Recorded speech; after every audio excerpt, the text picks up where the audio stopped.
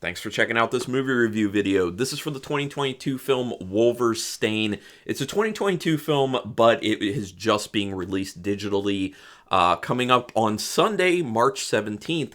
So when I'm posting this video, literally tomorrow, you will be able to purchase this film video on demand through Google Play, Apple TV, iTunes, and Amazon in the United States and Canada only.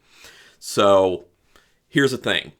The filmmaker, writer-director, Joseph Cornelison, reached out to me, sent me an email, and said, hey, here's a screener for my film, Wulver, Stane.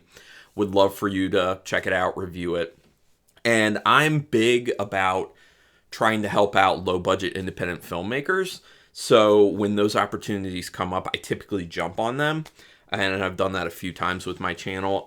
So regardless of how I feel about these films, I always want to encourage people to still check them out because I think it's extremely important to support low-budget independent filmmakers because that's important. I mean, it's a craft in its own. People are working very hard for this stuff, and usually they're not getting a lot out of this monetarily. They're doing it for the art, and with a lot of these films, there's a lot of good stuff there. Now, with Wulver, Stane, overall, I didn't love the film, but there were a lot of really good things to it that made this definitely worth watching, and I'm glad that I have seen it. So obviously I'm going to break that down in a no-spoiler way as I go through this. So again, written and directed by Joseph Cornelison, which I believe that is this individual's first feature-length film, which honestly, for a first feature-length film, I think this is pretty impressive, especially from a directorial standpoint. And cinematography, too. Cinematography is quite good. Although there is one slight thing I didn't really like about it, but I'll talk about that. This film actually won the Best Director Award at the Austin Art House Festival and played at the Chattanooga Film Festival. So it's been on the circuit to some degree. Again, available tomorrow when I'm putting this out, Sunday, March 17th. Google Play, Apple TV, iTunes, and Amazon in the US and Canada. So what is this film about? Quick synopsis. It is about a woman who is also a werewolf, relatively young woman, who is a werewolf, but she's trying to be more of a human than a werewolf, basically. She's trying to stave that off. She has a kind of tincture, a drug that she's been able to create that she sells that kind of keeps the cravings away. So she's been sustaining herself on ferrets instead of human beings. So it's basically about that, and it's about her mainly. Everything's very much from her point of view, and it's about like the inner workings of her mind, her emotions, stuff like that. So it's a character piece in a way, but it also has this kind of like light, slow, coming of age type feel to it, even though it isn't really a coming of age film. It's a lot of like feeling like an outsider in a society you're supposed to be comfortably fitting into, which I think a lot of people can actually sympathize with. I mean, I know I can. Like, from the day I was, I don't say from the day I was born, but from when I started being able to like really form memories, I've kind of always felt like out of place within society, and I know a lot of horror fans do feel that as well. But this film, I think, captures some of that. So let me talk more about this. The very first sequence, opening sequence, pre-title screen, is intriguing, and it gives kind of a slight X-Files vibe to it. Now, I will say the rest of the movie isn't very X-Files-y. Maybe some small elements, but that beginning portion really struck me as maybe inspired by X-Files, like the beginning of the X-Files. That was pretty cool. I do take issue in this film with the overuse of handheld camera work, which is shaky. It's not the shakiest handheld camera work I've ever seen, but it is shaky. And I know there are other people out there who are not fans of that. They really have a hard time with it, and it can make them kind of queasy. It didn't hit that point for me where it was making me nauseous or anything, but it's overused. It's fine when it's like intense moments or dread-filled moments or a character's like on the move, like they're running or something. Like, I get that. But moments where you can actually just use a tripod, you should use a tripod, in my opinion. You get it stable. So shaky handheld camera work, there is a place for it. It's fine to have it in a film, but when there's so much of it, it becomes very tiresome for certain people like myself. So that's one of my issues with the film. The other issue that I have with this is the sheer amount of tight shots. I wanted to see a lot more variation in the cinematography here. It looks good. Like the light, they do a lot of interesting kind of like color palette changes with it. They do like a normal color palette, and then they'll do like a yellow, and they do like a black and white, and they switch between those, which is cool. I really like that kind of artistic idea. But when you're doing so many tight shots, me as a viewer at least start to feel a little bit claustrophobic in the way that I'm viewing the film. I really just want to see more of the scene, see more of what's going on, and just get a little breathing area. You know, just move it back, give people some space to kind of take everything in. I think that it was kind of used to try and make more of like a tense feeling at times, although it kind of also didn't make sense because the film overall is not super tense. Like at times it is, but most of the time overall it is just like a slow moving kind of like, feels like a slice of life type of film in a way, and it's just very relaxing to a degree. I think the score actually has a lot to do with that. But yeah, way too many tight shots. I love the score. I am in love with the score from this film. It is phenomenal. It's one of the best scores I've actually heard in a while in newer films. So really big shout out to Walter Nichols, who is a phenomenal composer. I can't say how much I love the score. Like, it is my favorite thing about this film. That uses synth in it, and I'm a sucker for synth, but the composition is so smart. It's so good. It's so emotional. And there are emotional aspects of this film because, like I said before, it's like from the perspective of this one character, and you're getting their thoughts, you're getting their feelings, but you're also getting their emotions. And the score sells the emotional part of it so much. It is the biggest strength of this film, and I can't say enough about it. So Walter Nichols, phenomenal. There's a lot of interesting imagery that gets used in this that does create at times creepy, tense feelings.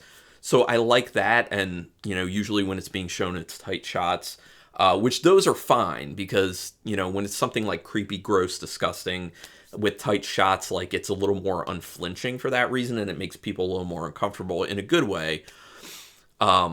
So I did like that they had some cool imagery in there, horror imagery. I do think the sound design stands out, and one of the reasons that the sound design does stand out, and in a good way, because it was well done, is because there isn't a lot of dialogue in the film. There are very long stints of people not really talking, or talking very sparsely.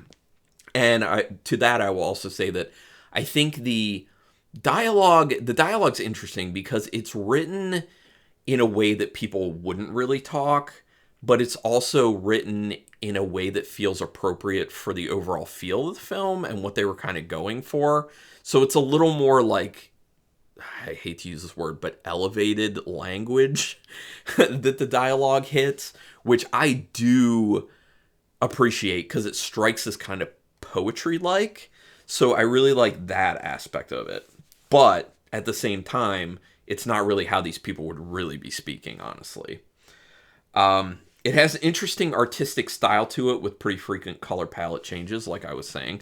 I do like a lot of the kind of shot framing, even though, I wanted them to do a lot less tight shots. A lot of the framing is very interesting. A lot of what they fit into the frame is quite interesting. They were able to set up a lot of very cool shots. This is also going back to that imagery that I was talking about. So there's some good stuff in there.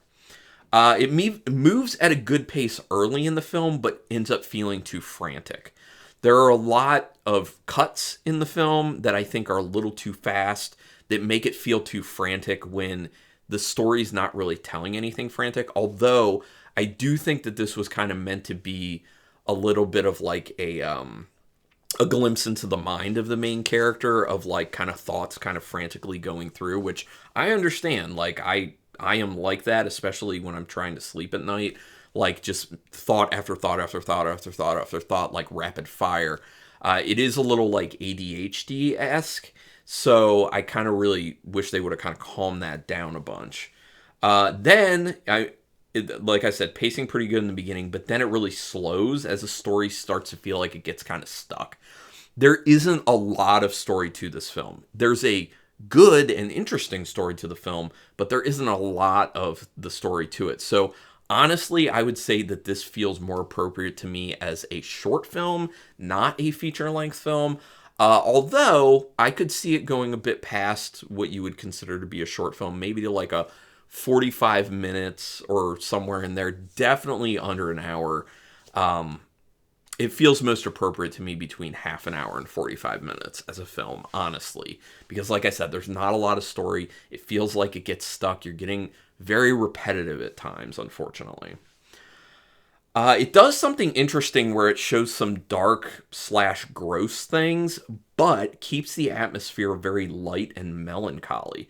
That's one of the things I really did like about the film, is this overall melancholy feeling as it goes through, and that's mainly achieved through the score and the camera work. So I really like, oh, also the dialogue. The dialogue really helps with the melancholy feel. I do like films, especially horror-ish films, that have a melancholy feel to them, that are kind of sad and emotional and relaxed, but they're also kind of horror. So I like the feel of this film quite a bit. Great atmosphere to it, great feel. More than anything, this is a visual experience with a light story. So if you're into stuff like that, if you don't really care that much about the story, but you really do like a pretty pleasing visual ride, this one would be for you, I do think. It's not my cup of tea typically, but yeah. The film immerses the viewer in the thoughts and emotions of a person who happens to be a werewolf and is trying to live a better life, which I think kind of does a good job of relating to a lot of people where, you know, you don't, like, you're just trying to do your best in life. Like, we all have issues. We all have demons. We all have, you know, potentially mental health issues. And we're trying our best to not have that make us a worse person or make us feel more like we fit in or like we're actually human or more normal. So I think that it does a good job of hitting that. So those are my thoughts on the film. Like I said, I do encourage people to go ahead and check this out. So out of 5 stars with half stars in play, I have to go with a 2.5 star rating. I'm very much in the middle. I thought about going 2 stars because of the story aspect and the pacing issues and the tight shots and stuff like that. But I think there's a lot of other really good stuff here that I've already talked about that, you know, bumps it up a little bit. I'm pretty undecided on whether I'm overall positive or negative on my personal viewing experience of it. So 2.5 stars for me. I think, like I said before, this is a great start to a potential film career. I would very much be interested to see what Joe Cornelison does in the future. So stay in touch, Joe. And thank you for sending me a screener. But people, please do me a favor, subscribe to my channel. I would appreciate that. That is the best way to give a thank you to me for free content that I put out there. Also hit the notification bell button, because then you'll know when I'm putting up new videos, and hit the thumbs up if you want to help me with the YouTube algorithm and boost my videos to get more views if you can. Regardless, I do thank you just for your time to watch these videos. It does mean a lot to me. And until next time, keep it brutal.